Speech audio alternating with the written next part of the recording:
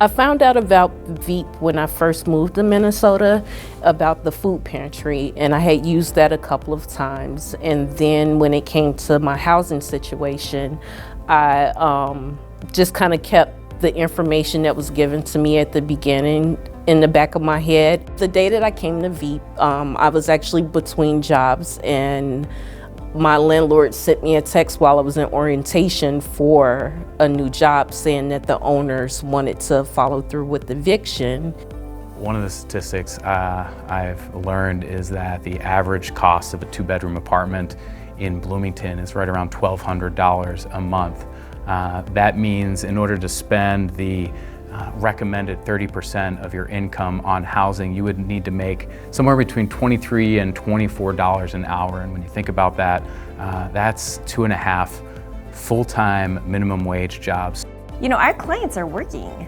You know, if they're not elderly, disabled, or other reason why they can't work, they are working. But those jobs don't allow you to rent an apartment. When we're talking about the type of individuals, you're talking about just regular American citizens. You can be a person working your regular job, but by chance the economy may have shifted and all of a sudden you lost your job. Right? Now you find yourself in a scenario where I can't afford to pay my rent anymore. I can't even afford to send my child to school. That's a regular American. Before any other issue can be addressed, affordable housing, safe housing, quality housing is the #1 concern for our families. If a family is concerned about their housing or paying the bills the next month, they're definitely not going to be thinking about other items such as what food they're going to be putting on their table. I came to the location here in Bloomington. I applied for the services, and I was told that I would receive a call back from the social service department with questions and let me know whether I would even qualify or not. So then, like I said, either a day or two later, I received a call from Nadia.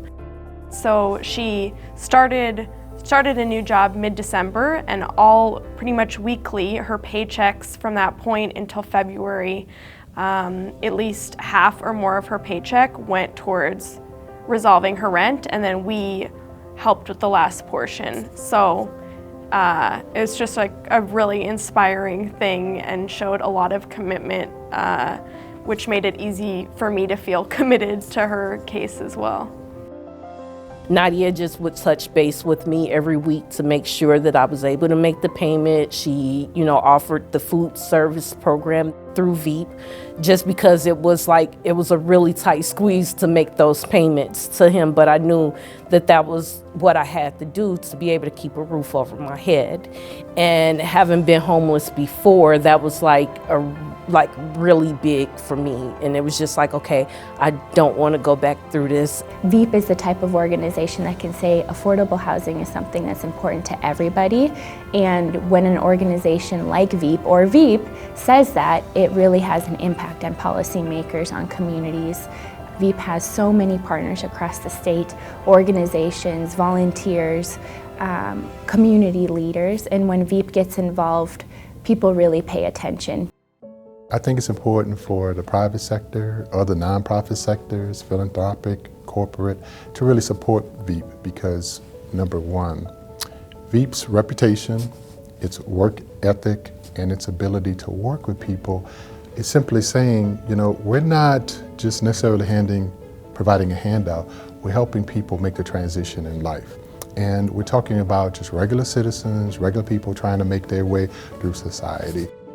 Last year, our average housing financial grant was $1,200. And when you think of it, just $1,200 can help keep a family secure in their homes as they go through a financial crisis. It really does blow my mind. I could give $100 a month to VEAP, and that could help keep one family safe and secure in their homes as they go through that crisis. What I would want donors to know is that when they make a gift to support VEAP's housing stability program, they make a difference in the life of a local family today.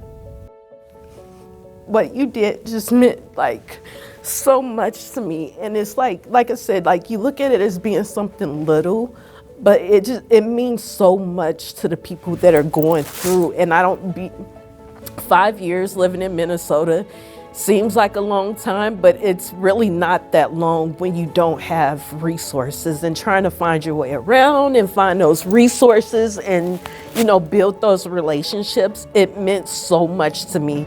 Even the phone calls throughout the week, like, hey, how's it going? The food pantry is here. I can make an appointment for you. Just everything. Thank you.